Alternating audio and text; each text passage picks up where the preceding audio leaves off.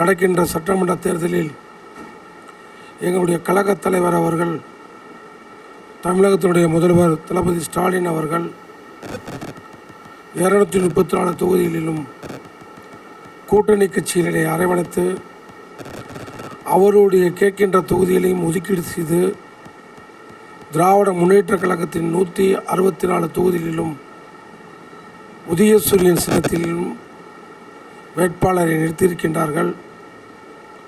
நம்ம ராமநாதபுரம் மாவட்டத்தில் 4 தொகுதிகளில் ராமநாதபுரம், பரமக்குடி, முதுகுளத்தூர் தொகுதியில் திராவிட முன்னேற்ற கழகத்தினுடைய உதயசூரியன் சின்னத்தில்,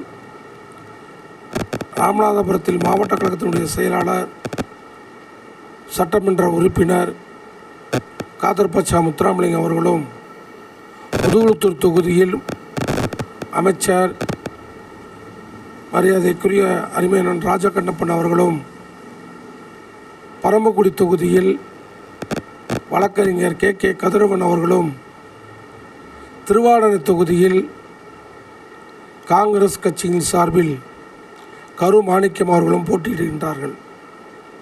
இந்த 4 தொகுதிகளிலும் மத சார்பற்ற முற்போக்கு கூட்டணியுடைய வேட்பாளர்கள் அதிகமான வாக்குகள் வித்தியாசத்தில் நாங்கள் திராவிட முன்னேற்ற கழகத்தை சார்ந்தவர்களும் எங்கள் கூட்டணியில் உள்ள அனைத்து கட்சியை சார்ந்தவர்களும் கடுமையாக பாடுபட்டு கொண்டு இருக்கின்றோம்.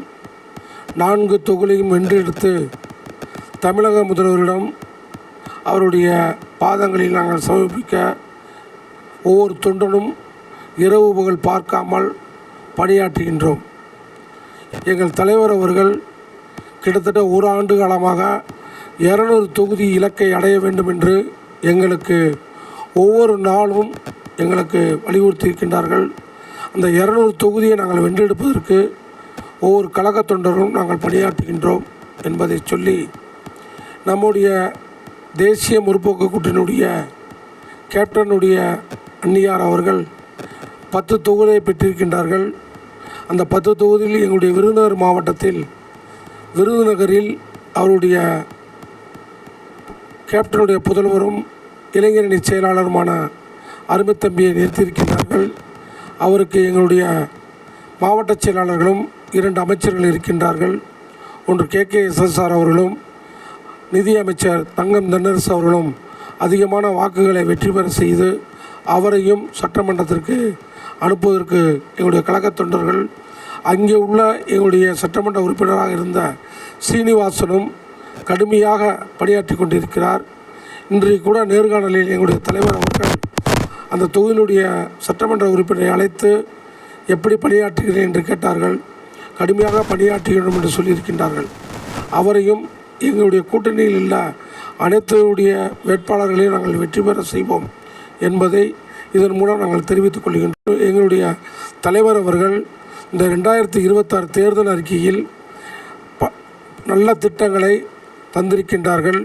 குறிப்பாக மகளிர்களுக்கு 2000 ரூபாய் வழங்கப்படும், ஊனமுற்றவர்களுக்கு முதியோர்களுக்கு 2000 ரூபாய் வழங்கப்படும் என்று சொல்லியிருக்கின்றார்கள். அதற்கும் மேலாக வீடு வீடுக்கு ரேஷன் கடை பிரகாரம் 8000 ரூபாய் மதிக்கத்தக்க கூப்பனை வழங்க இருக்கின்றார்கள். விவசாயிகளுக்கு 20,000 பம்ப் செட்டுகளில் இலவசமாக கரண்ட் வழங்க இருக்கின்றார்கள். அதுவே விவசாயியுடைய பெருமையை காட்டுகிறது. அதற்கு காரணம் விவசாயிகள் நம்ம பகுதியில் அதிகமாக இருக்கின்ற காரணத்தினால் தலைவர் அவர்கள் ஆராய்ந்து 20,000 மின் இணைப்புகளை தர இருக்கின்றார்கள் என்பதையும் சொல்லி, இதுபோல் காலை உணவு திட்டத்தை 5 வரை வழங்கியதை 8ஆம் வகுப்பு வரைக்கும் வழங்க இருக்கின்றார்கள். இது போன்ற பல்வேறு திட்டங்களை எங்கள் முதலமைச்சர் அவர்கள் இந்த தேர்தல் 2026 தேர்தலில் அறிக்கை தந்திருக்கின்றார்கள். அதான் 5வது வகுப்பு வரைக்கும் நாங்கள் வழங்கப்பட்டது. இப்பொழுது 8ஆம் வகுப்பு வரைக்கும் தலைவர் அவர்கள் காலை உணவு திட்டத்தை வழங்குவதாக சொல்லியிருக்கின்றார்கள். அதுவே சாலச் சிறந்ததாக நான் கருதுகின்றேன். அதுவே மாணவர்கள் மத்தியிலும் தாய்மார்கள் மத்தியிலும் வரவேற்கப்படுகிறது. அதன் அடிப்படையில் தான் தலைவர் அவர்கள் இந்த அறிக்கையை தேர்தல் அறிக்கையில் தந்திருக்கின்றார்கள். மீனவர்களுக்கு தலைவர் அவர்கள் முதலில் அவருடைய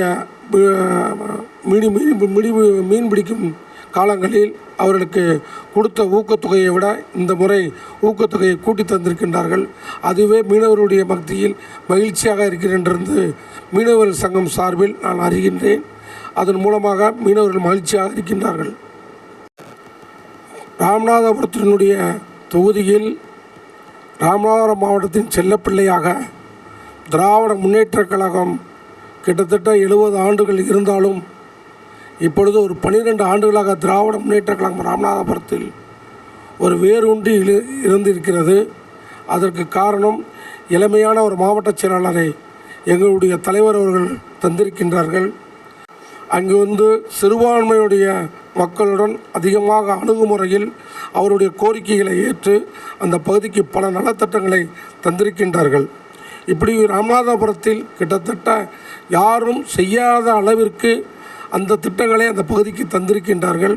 கடலோர பகுதியிலும் மீனவர்களுடைய பிரச்சனை இலங்கையில் சிறைபிடிக்கப்பட்டாலும் அந்த மீனவருடைய குடும்பத்திற்கு சென்று அவர்களுக்கு அவரால் கையால் இருந்த அளவுக்கு உதவி செய்து அவருடைய குடும்பத்திற்கு வாழ்வாதாரத்தை அன்று அவங்களுடைய பிடிபட்டு அவர் வீட்டில் அவர் சிறையிலிருந்து வருவது வரைக்கும் அவருக்கு அவங்க குடும்பத்துக்கு நிதி உதவி செய்திருக்கின்றார்கள். அதுவே சால சிறந்ததாக அந்த பகுதி மக்கள் கருதுகின்றார்கள்.